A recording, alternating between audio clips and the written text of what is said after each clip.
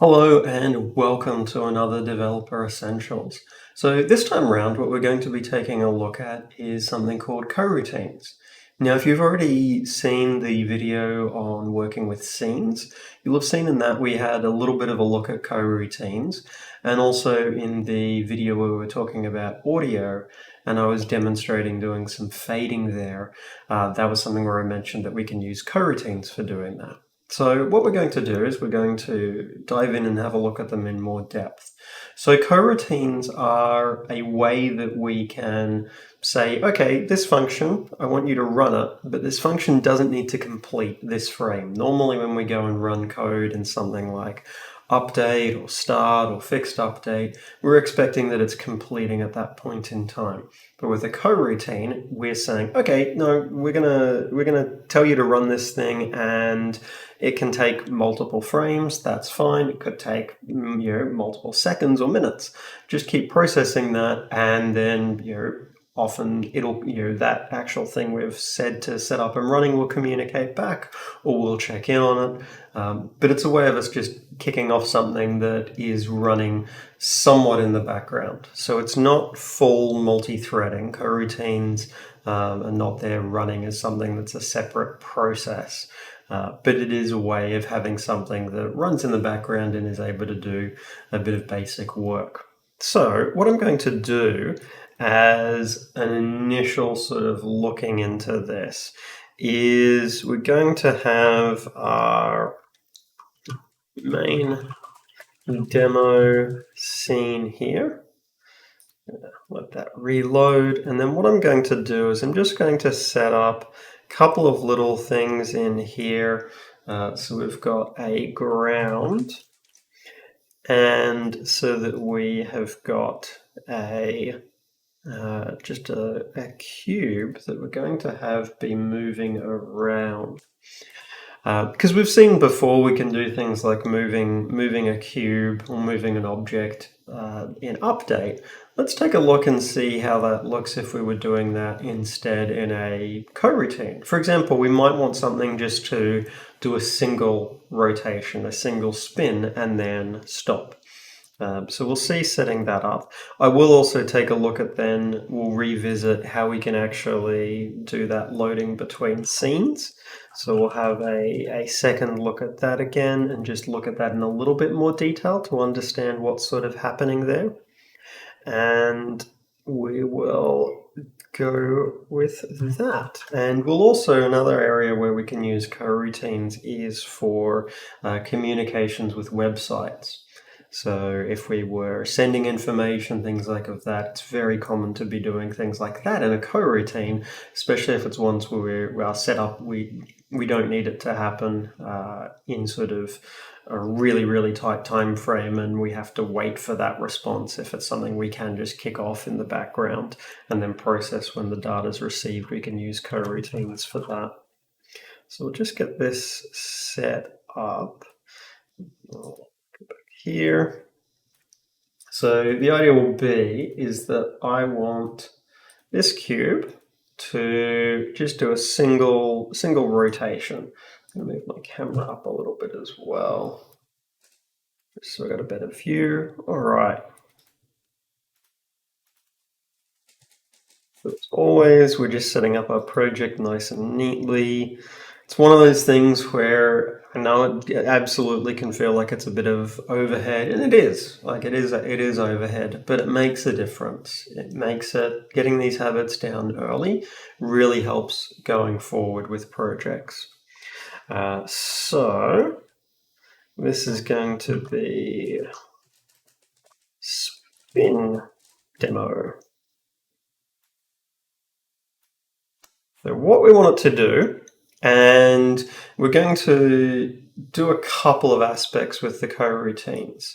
So one of the things we're going to do is have it actually do the spinning, but we're also going to make it that it doesn't kick off doing the spinning for a time. So we're going to have a little bit of a delay in there for this. So we're going to need spin delay. So we're going to say we want a delay of 5 seconds.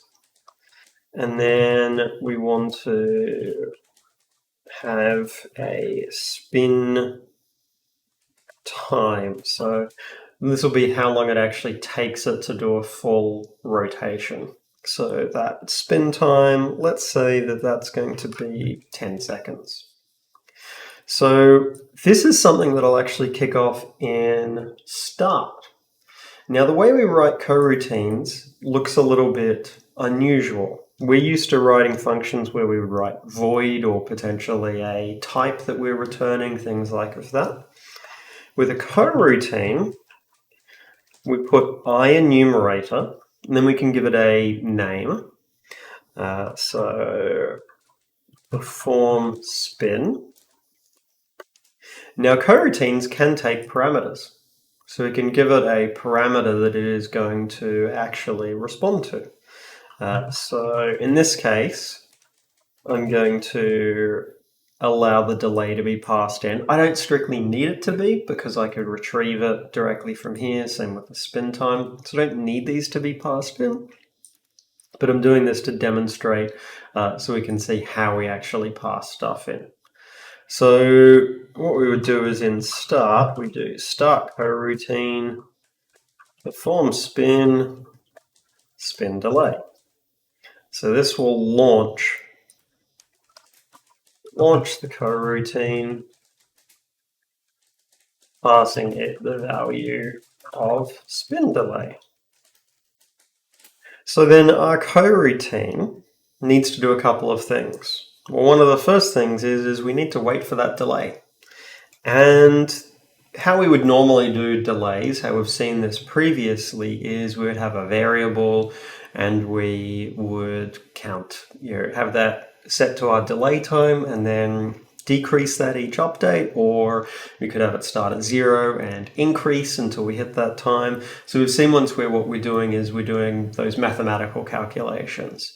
Well, in this case, we don't need to, because what we can do is we can say yield return new wait for seconds delay.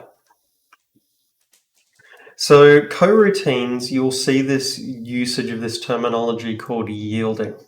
So coroutines, when they get woken up to do a bit of work, they can then interrupt that work and say, okay, I'm done for now, but I want to resume work when a particular thing happens. So it could be when we hit the end of the frame, it could be when different other criteria happen, or it could be, as in this case, once a certain time has elapsed. So what this is saying is effectively telling the coroutine to go to sleep or to pause, but yielding for that time. So tell the coroutine to pause until delay time has passed. Delay amount of time. So straight away with coroutines, when you're needing to do a delay like of that, really easy way of doing it, makes it so much simpler. Then, well, we've got our spin time. So, okay, we can track our spin progress. Just going to start at 0. And again, this looks different to what we would normally be doing, where this variable would typically be outside of the function. But because the coroutine is able to resume work and to pause work and to do it based off of particular criteria, we are able to actually have it all internal to it. So that's one of the other advantages there with coroutines, is that it keeps our sort of code base a little bit neater. We're not having a lot of variables here just for performing a single purpose.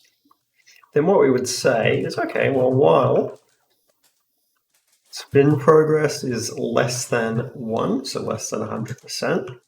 Spin progress, we add to that time dot delta time divided by spin time.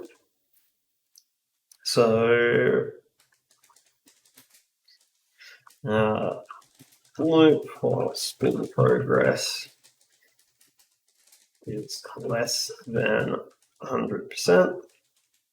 We update the spin progress. So that works. And then we'll do to do update rotation. So we'll do that there. But then normally we'd be doing this in update and we wouldn't have a while. So we need this to pause or to yield until that next frame. So we can do that. We can just say yield, return, new, wait for end of frame. So this tells the coroutine to pause until the end of the frame. So then for updating the rotation, we could just say, okay, well, transform dot Euler angles. We're going to say that that is a new vector 3. We're only going to rotate about one of the axes. So 0. You can then say 360 times by spin progress and 0. So it should do it. So after 5 seconds, we should have it run, and it will go and then start doing the spinning. Then once it's finished the spinning, then it's done. So let's take a look and see what happens. So we've got it set up. We're here to be running it. Start it running. So we're just waiting. So it should be after the 5 seconds, and then it goes to perform the spin. It's going to fully rotate around. And then when it hits completion, then we're done. So really handy way of being able to do little setups like this. It's very self-contained.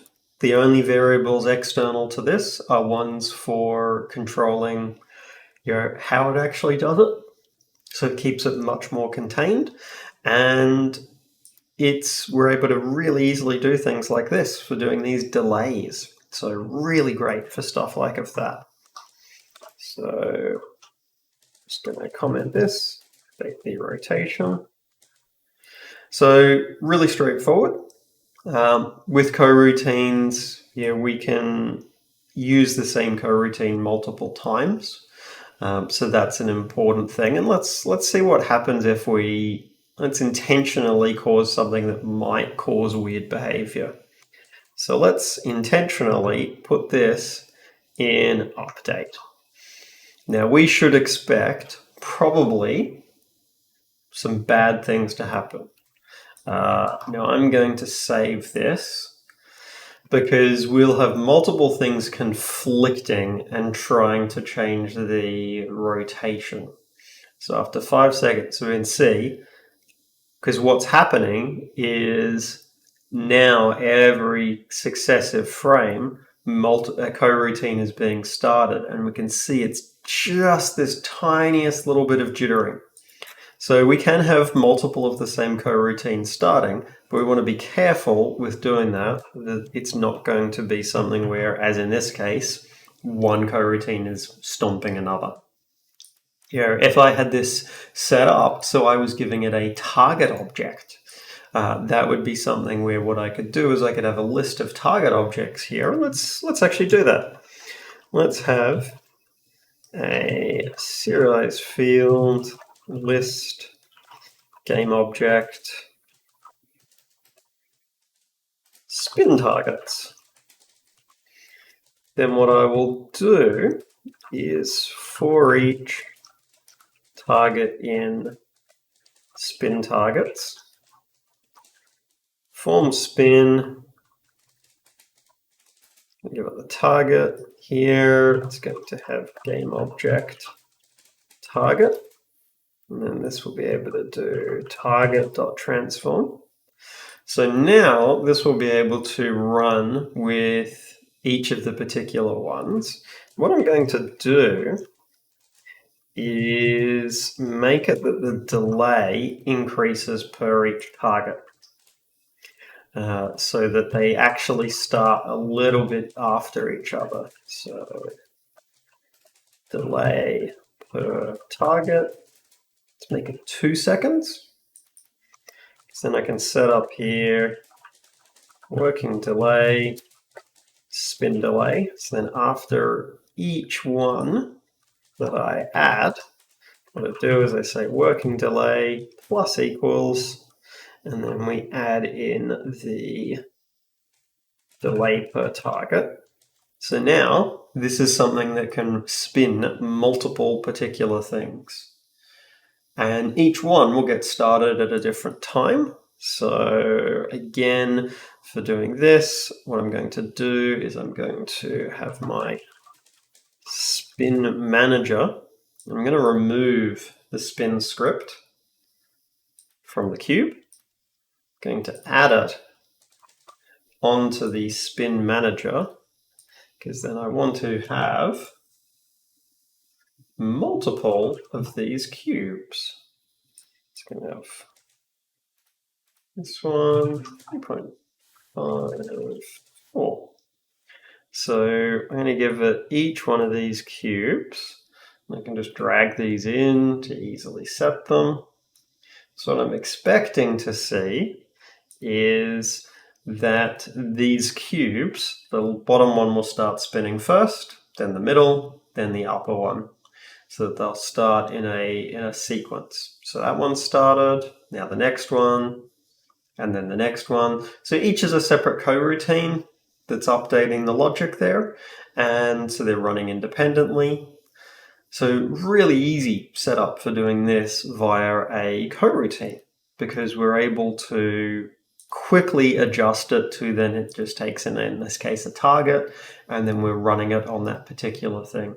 So it's a lot cleaner and easier doing it like this, as opposed to if we were doing this in update. If we're doing this in update and we wanted this kind of coordination, we would need a lot more variables here. We'd probably need a list of floats keeping track of the start time, whereas in this case we were able to do it in a single line. So we didn't, apart from changing what this was referring to, none of the rest of the code here changed, and very little of the code changed here. So using coroutines for a setup like this really reduces the amount of overhead that we need to be working on there for this. So, okay, that's one setup here. What about this idea of having loading screens that I mentioned? So what I'm going to do is create another screen, another scene, loading scene. Going to switch to that. Now, one of the things I do need to make sure I remember is when I'm working with stuff like this, bring my scenes here into the build settings. So when we are wanting to load a scene, if that scene is not in the scenes in build section here in the build settings, we're not going to be able to do that. We'll actually receive an error. And when we're building our project, so when we're turning our project into an executable, it only will build data based upon the information that's here. So we need to make sure things are here, and the order does matter.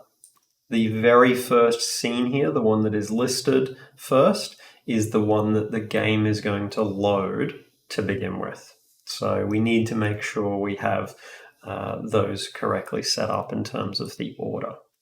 So let's set up a loading screen, and I'm going to just make it that our background is a nice solid color. And let's actually go for like a pale blue, okay, or dark blue. That's pretty good. So we'll have that. And then what I want to do is I just want to be able to have a screen that what I'm going to do is indicate the loading progress. And because we're not focusing on the UI, I'm just going to have this be something where it's indicating it just as a simple percentage. Let's make that larger. Again, we'll fix up our canvas. That's better. We'll stick with 800 by 600. So loading, and just in terms of blocking out to make sure things will fit, that looks good. All right. And that's centered in the screen there as well. So we'll set up our script here for loading screen. Oops. There we go. I'm also just going to get the name of the scene I want to load. It's main demo scene. Cool. So, a couple of things this is going to need to have configured. Serialize field, string, target scene. This just allows us to make this something that we can then easily repurpose for other things. So that we could use this for loading in other cases where we want a loading scene happening. Unity engine, scene management. So again, we're going to have a coroutine that is going to do the loading. So we would have IEnumerator, perform, loading. So with the loading, when we're doing this, we're using Scene Manager's load scene async. And you'll notice here, load scene async can return this thing called an async operation, which is important, and we'll see why.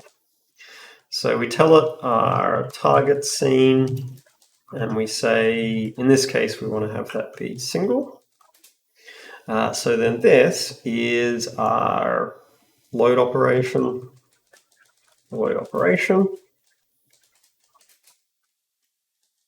So start the async loading. And then what we want to do is the load operation allows scene activation to false. So prevent automatic activation of the next scene. We do that so that we can control and react to how that moment happens. So that's an important aspect for this. Then what we do is we can say, okay, well, while load operation is not done, then we'll be able to update our progress. So we can bring in Unity Engine UI, and we'll have a link to our label loading progress. So with our loading progress, what we can then do is we can say, okay, well, loading progress is text. That is going to be equal to loading. Now we can grab our progress. So normalize progress, and I'll explain why I'm talking about normalizing the progress here. So we can say load operation progress divided by 0.9. The reason being is that this progress, once it's fully loaded up the scene and it's ready to activate it, so this scene activation part is actually the final 10%. That 0.9, when our normalized progress hits 1, or when the actual load operations progress hits 0.9, that actually means we are ready to complete the loading process there. We're ready to activate the scene. So we could have this display normalized progress, and we can control how the text is looking here for this.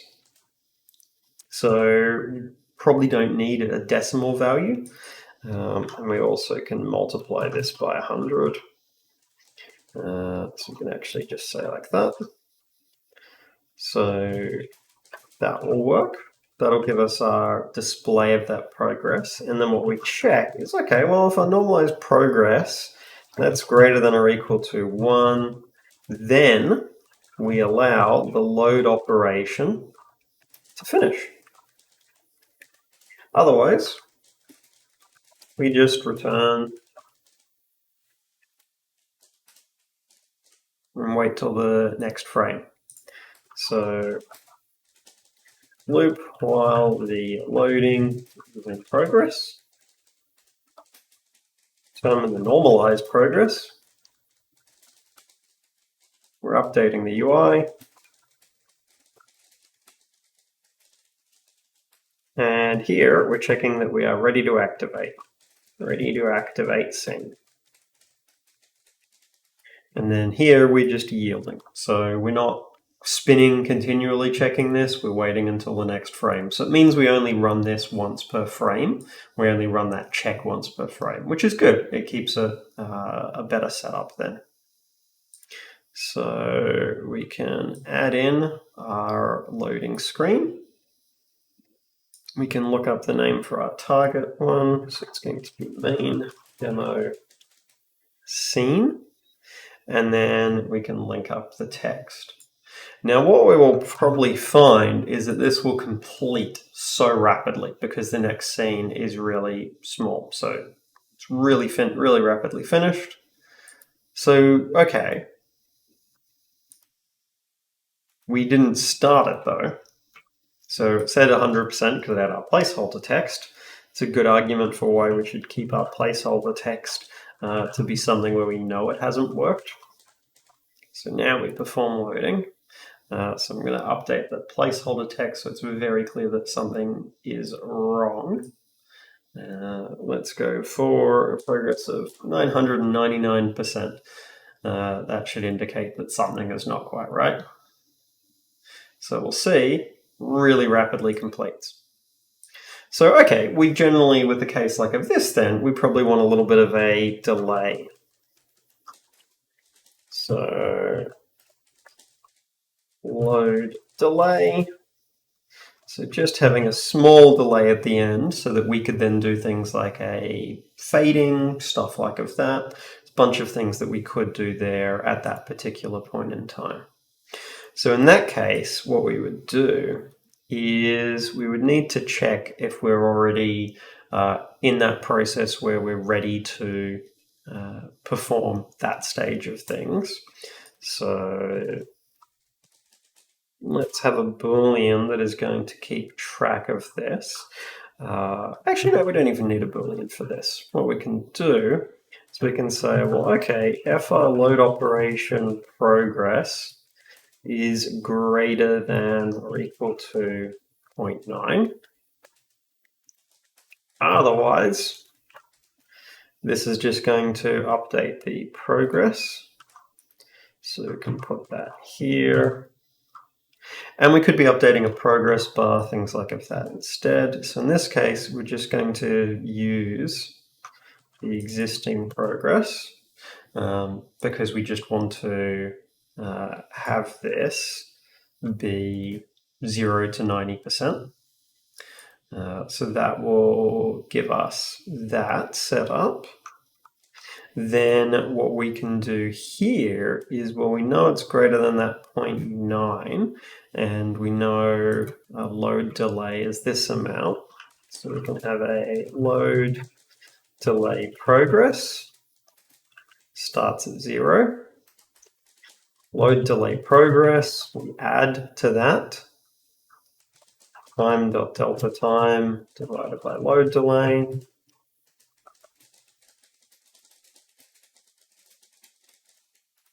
So in this case, we are ready to finish loading.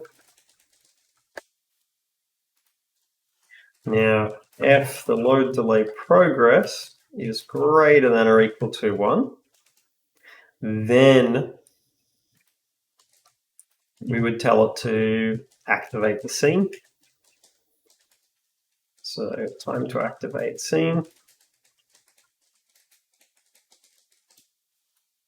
Otherwise, we would then update the progress. Otherwise, so the progress in this case is then going to look a little bit different. What we would be able to do is, because in this case the progress, it's that last 10%. We're going from 90% to 100. So there's a couple of ways we could do this. Probably one of the easiest ways of doing this, though, actually be to do a mathf loop from 90 to 100, and we use the load delay progress, because load delay progress is going to go from 0 to 1, which means it's going to bring this from 90 to 100. So let's see how that looks then, because what we should see is the progress ticks up to 90, and then over the space of 5 seconds, it goes through from 90 to 100 before loading then the next scene. So we can see that. Now it did, there was a brief sort of bit there where we couldn't quite see what it was updating. So we can pause it to start with and hit play. And then if so we can see it's had it as blank. So this is something where what it might be is, and this is where what we could do is just to see the actual value. It might be that the value is so small. So one thing that we can do there is we can, with different formatting stuff here, we could be saying, okay, well, it should at least have a 0 there. So that we're forcing in a digit. So there's different formatting strings we can use in cases like of that. So let this run. So briefly see, so it ticks up, hits 100, and then done. We need to make that text label a little bit larger, I think.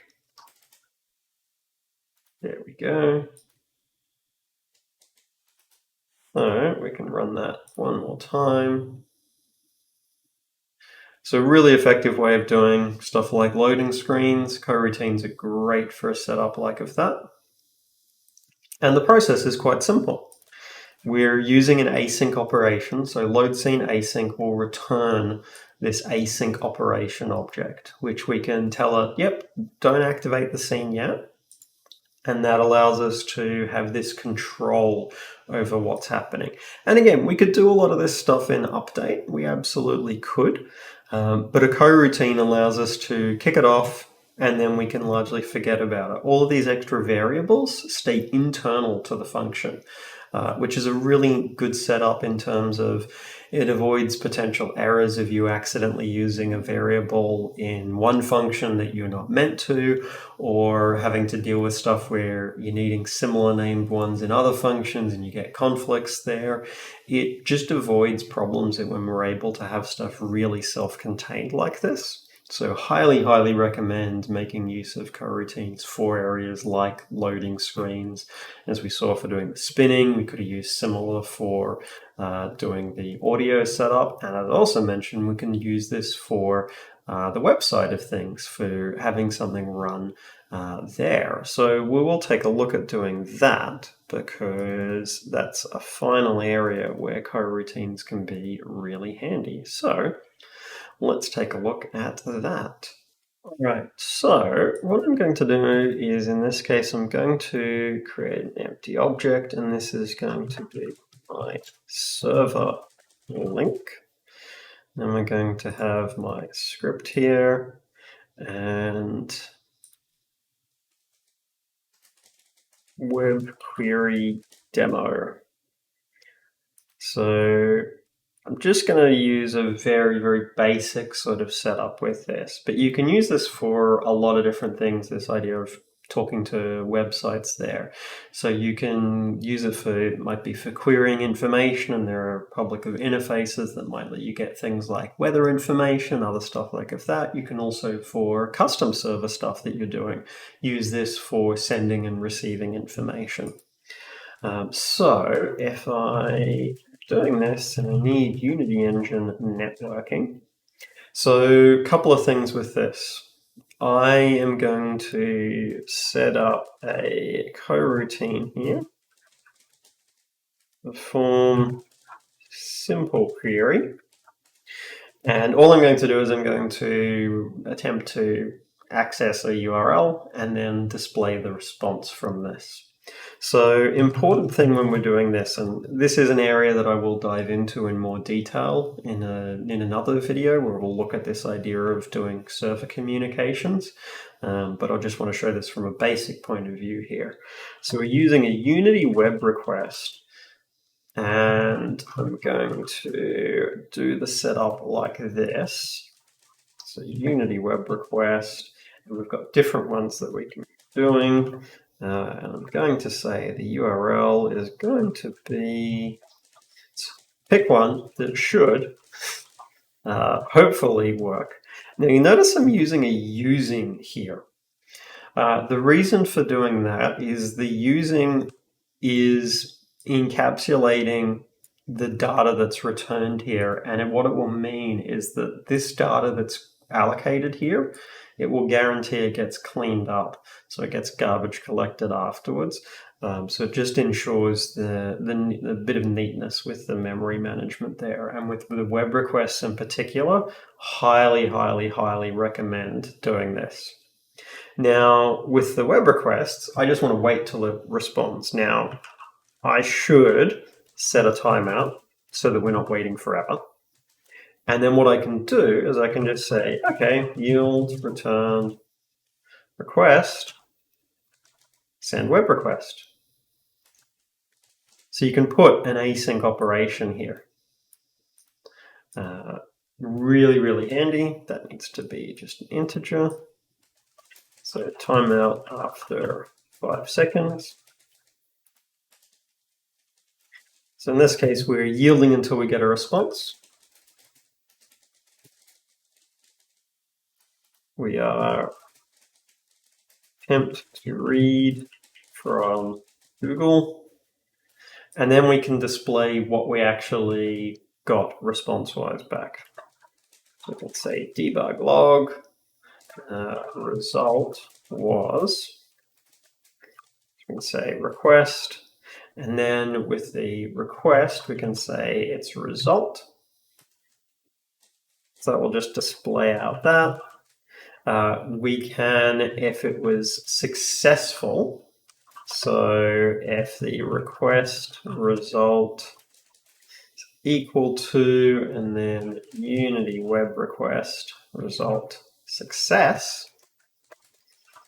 debug log request, and then we can actually grab the text.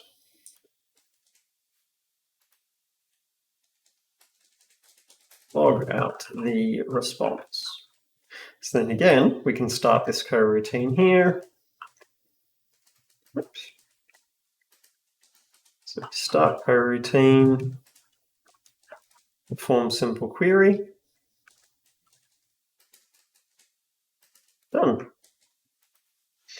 So let's hook that up and see what that will do. So we'll bring this over. So this should perform query and we'll see some result here. Doesn't matter whether the result works or not. What matters is that we actually get that response back. So we can see we've got the response, and we can see all of the content there for the google.com webpage.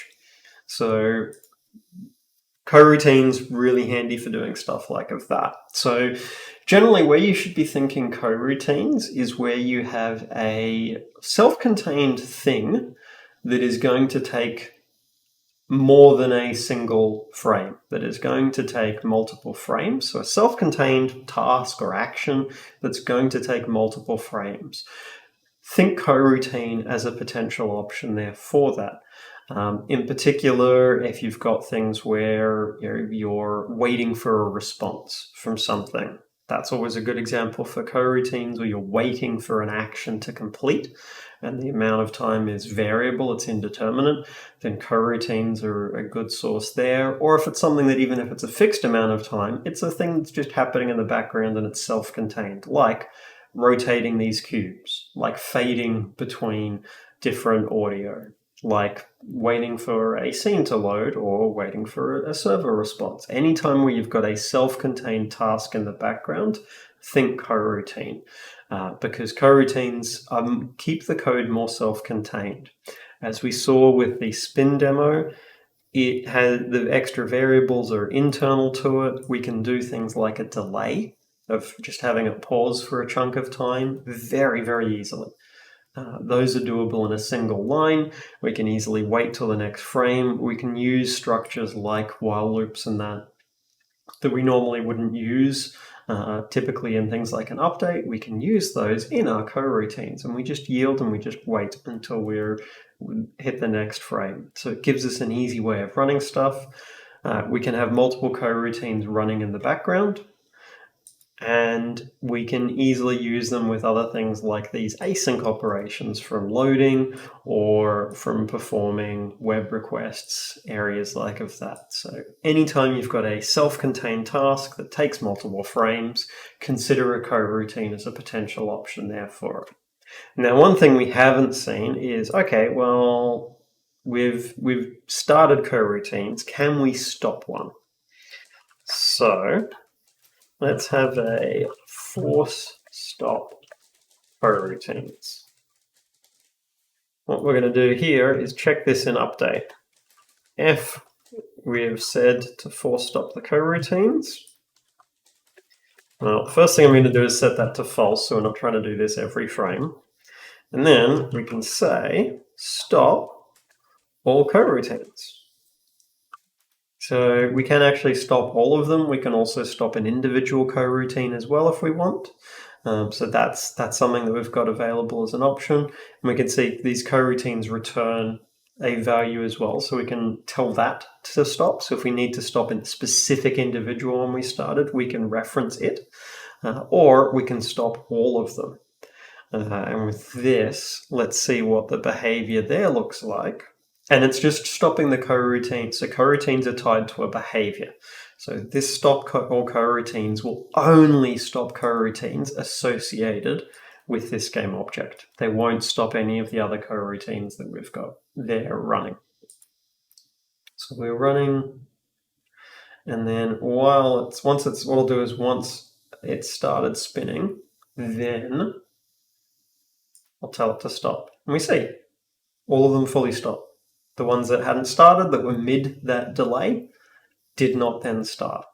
So stop all coroutines.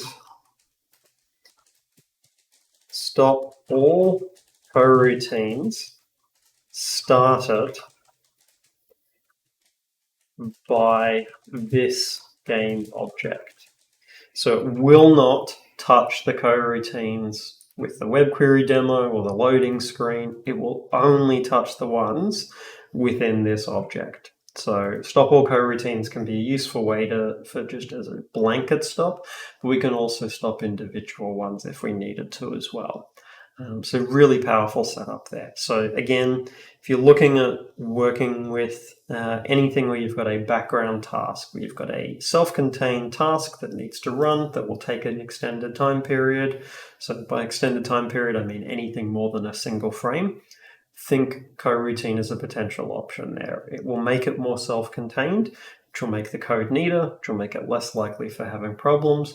Also gives you something it's a more reusable block of code that you can then take and apply in other locations as well, which again, saves us time. It means there's less stuff we're having to reinvent and rebuild all the time. So dive in, experiment with them, have a go with applying stuff like coroutines to the audio app one. So rather than trying to do the fading as we were in update, try doing the fading now using a coroutine as a setup. Is a good starting one to experiment with. But dive in and experiment and see what kinds of cool things you can make with them. Thanks, folks. If you're looking for the code for the project, then in the description below, you'll find a link to the GitHub. And on the GitHub, I've got the code for this project and for all of the other projects there freely available. And if you have found the video helpful and you'd like to support the channel, then throwing in a like or subscribing is always a huge help. If you're looking for further ways to support, then I do have a Patreon set up, and that's going to help me keep managing to do these videos for a long time to come, which is going to help more people make cool things. And that's awesome, because that's what this is all about, is helping more people make more cool things. And that is all. Thank you.